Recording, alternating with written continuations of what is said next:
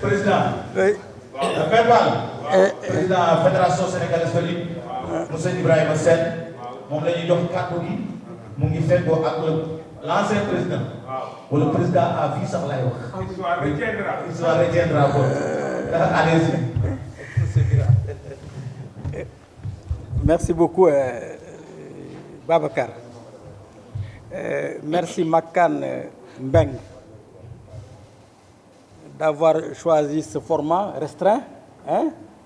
dans ce lieu symbolique que connaît très bien notre président Alioune Sarr. Il est assis, mais il a beaucoup de souvenirs à travers cette table-là, avec ses chaises. Ces chaises étaient à Iba Mar Diop, avec cette table.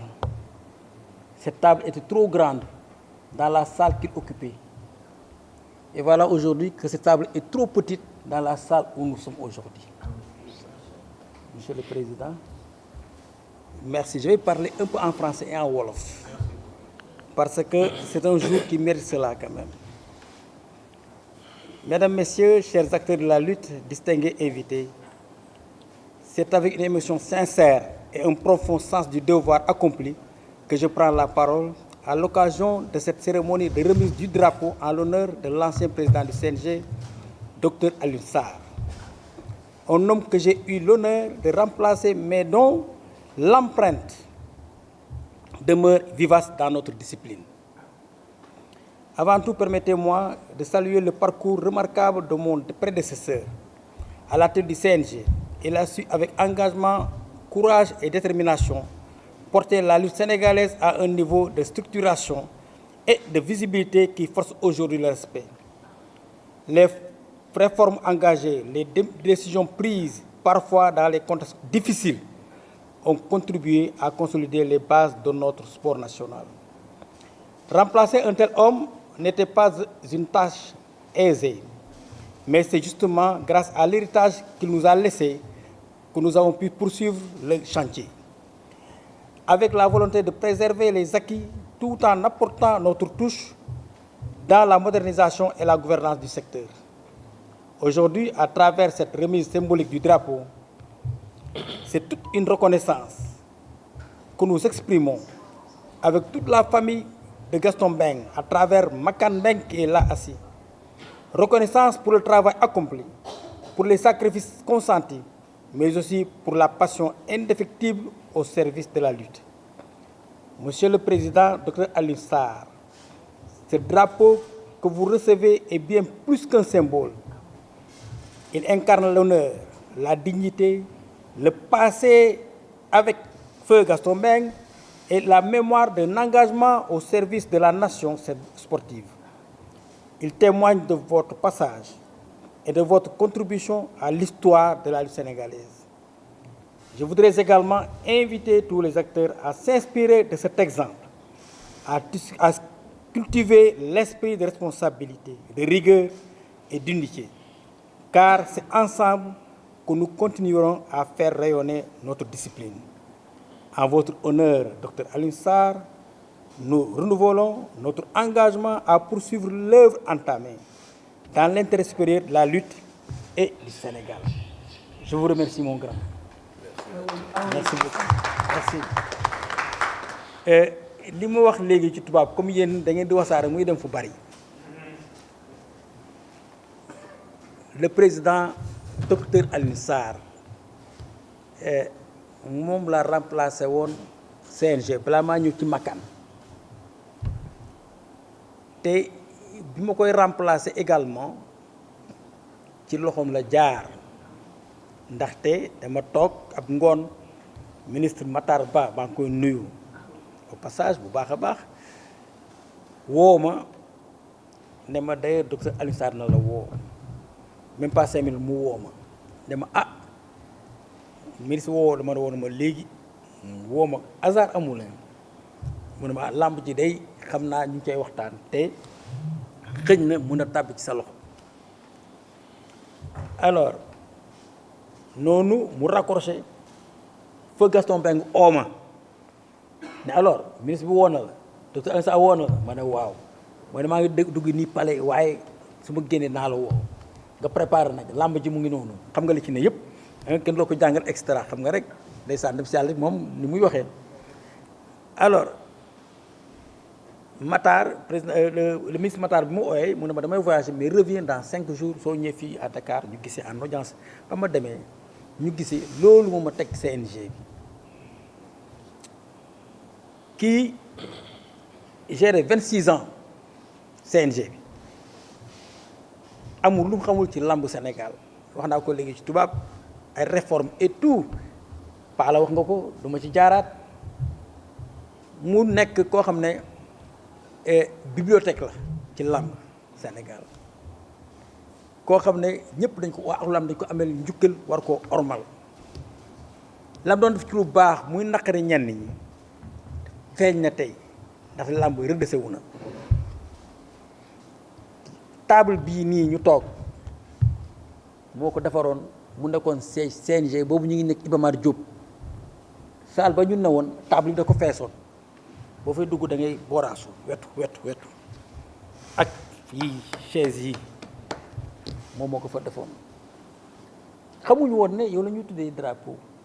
mais pourtant semaine passée lañu rehaussé waat chaise yi dafa xolleeku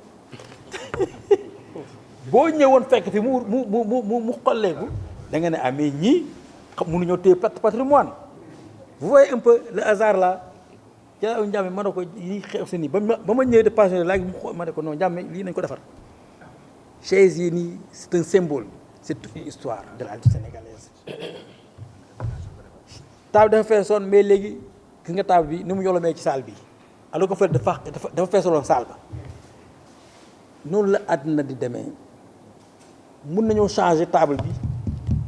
suba matériel bële ay table de réunion ñoo ci nekk mais lii symbole la kii ñi nekk ci làmb ji te yëpp seen papa la président am nga fi ay doom ba tey ñoo ngi fi en particulier Ndiame Diop mii Ndiame sa doom yi démb la sa doom yi tey la sa doom yi ëllëg la Maguette Sow également Ndiame bu ñu toogee mu ne ma maa ngi dem reeri kër docteur Alioune Sarr léeg-léeg mu ne ma maa ngi dem clinique ba am na la fu mu la teg foo xam ne kawe na lool nga xam ko ba nga amoon démb di teg ci moom ay baax tey la ko gën a nekk ba ma yégee ne màkkaan tuddee na la drapeau ma ne super man loolu day def na la mu war a def teg na tànkam fa ko baayam daan teg ndaxte baayam Gaston Mbengue yàlla na ko yàlla yërëm ku munoon séddoo la xamoon ne fi mu jëm toog na suma bureau bi fii maakaan toog mu ne Bira kii sa dooma dénk naa la ko su ma fi nekk su ma fi newul jàppale ko yaa ngi wax sa diggante ak yaayam baaxu yaayam yaa ngi koy wax ci biir bureau bi léegi ba ne mbaaxam ba ne keroog ça fait pas 2 semaines dama toog rek su ma tamit sonné ma ne hey ma chérie na nga def ma ne kay da nga maa bàyyi ma ne ko yàlla tere ñu waxtaan lu bari semaine passée kii bi mu demee France mu ngi nii damaa oo soxnaam ma ne ko gis nga ni sa goro bu meloon sa goro bu jigéen mu meloon ak sa goro bu góor noonu laa bëgg nga mel ak makkan bu yeboo nga jàppale ko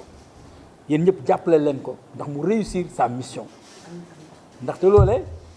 gëm naa ne docteur Alioune Sarr la wax soxna si di ko wax itam Gaston monsieur le président lii mooy li nga mérité ci làmb loo xam ne bokk na ci gën a ndaw boobu la lutte vous doit beaucoup de choses la lutte vous est redevable et voilà que Makan votre fils Makan Mbengue moom dafa door rek xëy na yeneen dana ñëw maa ngi ñaan suñu borom yeneen topp si en tout cas fii nag sa kër ni ko Gaston doon waxee sa kër donc sa kër voilà la fédération jaaroon nga fi il y a 3 ans je crois bi ñuy defi wàcc kaamil ci loo xam ne Bamba Faye ñu gërëm ko sant ko aussi te Bamba Faye dafa nekk ci gone yi nga xam ne dafa la teg fu sore sa doom yi nga xam ne fonk na lool keroog mu may ñaan benn date ne pour def xam ma lan ci ouverture saison bi ne pour yow à votre honneur hein mois de décembre vous voyez un peu donc c'est pour que ma ne que les fils que vous avez ici bi nga nekkee en fonction ñoo ngi fi xàddiwuñu dawuñu mais loolu yàlla na yokk